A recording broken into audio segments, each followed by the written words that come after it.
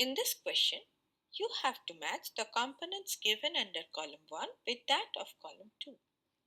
Now, in Bt cotton, the specific Bt toxin gene was isolated from bacteria Bacillus thuringiensis. Thus, A matches with 4.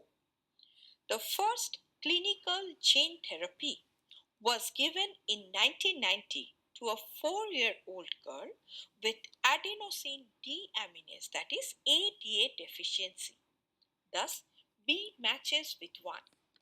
Now, RNAi, that is RNA interference, takes place in all eukaryotic organisms as a method of cellular defense. Thus, C matches with 2.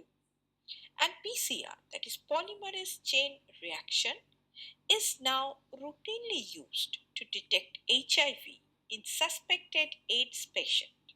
Thus, D matches with 3. Hence, the correct answer is option C.